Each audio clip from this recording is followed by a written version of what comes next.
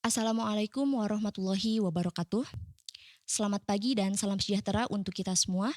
Dewan juri yang saya hormati, izinkan saya untuk memperkenalkan diri. Perkenalkan, saya Dena Resti, merupakan perwakilan dari SMA Negeri 4 Sukabumi sebagai pembicara pertama dari tim pemerintah yang akan menyampaikan definisi serta argumentasi pada perdebatan kali ini.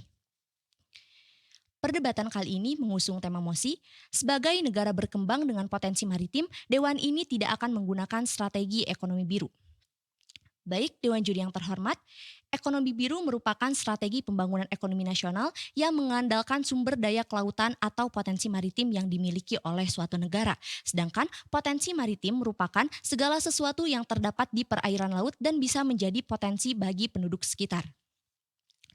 Indonesia masih menjadi negara berkembang dengan pendapatan menengah ke bawah. Wacana blue economy ini akan diterapkan sejak menurunnya ekonomi nasional di Indonesia. Dan ini blue economy ini masih menjadi dan menimbulkan pro dan kontra serta kerugian untuk beberapa aspek. Seperti terenggutnya hak asasi manusia nelayan tradisional. Dengan ini saya menyetujui bahwa Dewan tidak akan menggunakan strategi ekonomi biru.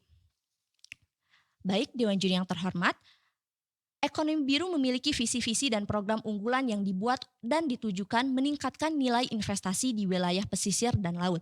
Akan tetapi, apakah memang ekonomi biru bisa menjadi solusi dengan beberapa permasalahan yang ada saat ini? Seperti yang kita ketahui, Dewan Juri yang terhormat, dalam beberapa program unggulan yang pertama yaitu reklamasi, yaitu merupakan sebuah proses pembuatan daratan di wilayah pesisir. Reklamasi yang sudah dikerjakan dan ada di Indonesia ini tentunya menimbulkan pro dan kontra hingga konfrontasi dari masyarakat. Yang jika kita cari tahu dan pahami, tentunya itu akan menimbulkan bencana lingkungan dan kerusakan. Tentunya itu tidak selaras dengan tujuan global. Dan juga proyek reklamasi tersebut yang asalnya untuk kepentingan konsep ekonomi biru yang harusnya pro dan berpihak sesuai pembangunan berkelanjutan yang berpihak pada lingkungan dan kesejahteraan masyarakat pesisir justru malah berdampak perampasan luar ruang dan perusakan lingkungan. Dan juga Dewan Juri yang terhormat, dari segi sosial ekonomi pun nasib nelayan di kawasan pesisir akan sangat dirugikan karena memerlukan lebih banyak bahan bakar untuk melaut. Jika adanya pulau-pulau reklamasi, secara pendapatan itu pun akan berkurang, tidak seperti biasanya.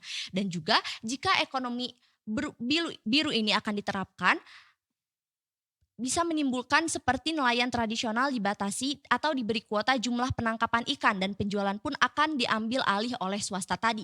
Dan jika pemerintah menerapkan blue economy dan melakukan pendekatan berbasis kepemilikan seperti terbuka lebarnya investor dari luar, itu dapat menyebabkan terlanggarnya pemenuhan hak asasi manusia. Itu akan berdampak negatif, terutama bisa muncul konflik budaya dan sosial masyarakat, nelayan pribumi serta nelayan kecil, dan akan munculnya hak oligopoli kuota dalam perikanan dan takutnya akan menimbulkan kesulitan ekonomi yang lebih serius bagi masyarakat.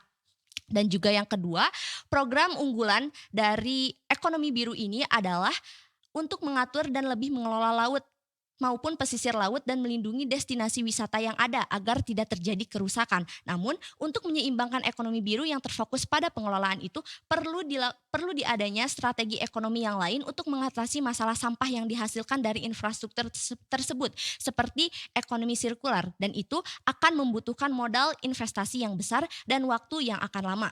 Dan juga Dewan Juri yang terhormat, pemahaman blue economy pun harus dipahami oleh semua kalangan dan itu pasti jika pemahaman tidak merata akan menimbulkan pro dan kontra yang takutnya nanti akan terjadi penghambatan dan tujuan ekonomi biru pun tidak akan tercapai di negara ini.